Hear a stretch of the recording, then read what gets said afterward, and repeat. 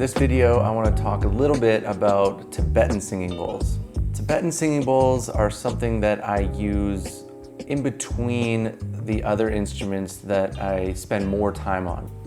Tibetan singing bowls are a beautiful addition to anyone's soundscape. I highly recommend you at least get one or two, and everyone's going to use them differently. So there's no objective way of using the Tibetan singing bowls as part of your sound bath template. You can use them for as little or as much as you choose for how you want to offer your experiences. For me, I personally only use them sort of in between the major instruments that I spend the most time on, such as the gongs or the harmonium or the ocean drum. These are more accents within the soundscape for me. The way that I use these singing bowls is I allow for some silence before I strike them. So if I spend, let's say, 10 minutes on the harmonium, I'm gonna leave a minute or two of silence. So silence is actually a very important part of sound healing. So you wanna leave periods of silence to allow people's nervous systems to settle, allow the vibrations to settle in the room, allow that stillness effect to come over the space. And so I'll leave a little bit of silence, and then I'll gently strike the singing bowl on an angle like this.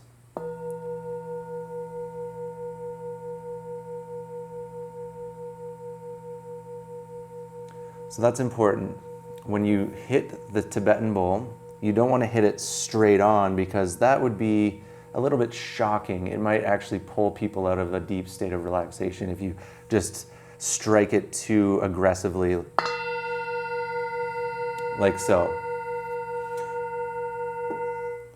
If you're going to introduce the singing bowls into the soundscape, you want to just introduce them nice and gently to start.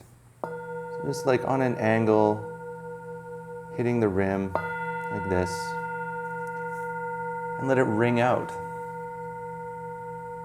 You know, louder is not necessarily better in a sound bath. Gentle is good, and letting instruments just ring out. It's very simple. It doesn't need to be very complicated. Just allowing that to fill the space will bring a lot of depth to your sound bath. And then you can play around with the other bowls like this.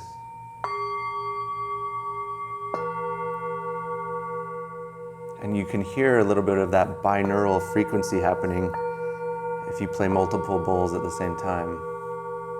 And that has a really profound effect on people. And then you might even want to bring in a tingshu bell, like this.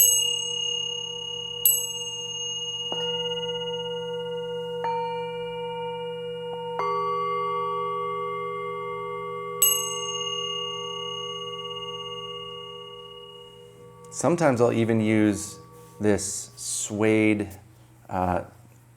crystal singing bowl mallet, because it's nice and soft and it has a really nice effect on the Tibetan bowl.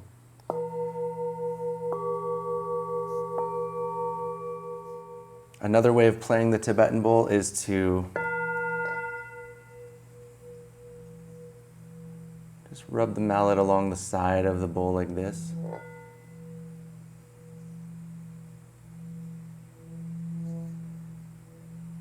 And some bowls have a better reaction to the mallet than this particular bowl. You might want to rub the wooden side, has a better effect for this technique. If you're working with one-on-one sessions with people, you can also use these to place on the body. That has a really nice effect. So you can put these on different energy centers in the body and strike them, and vibrates the entire body.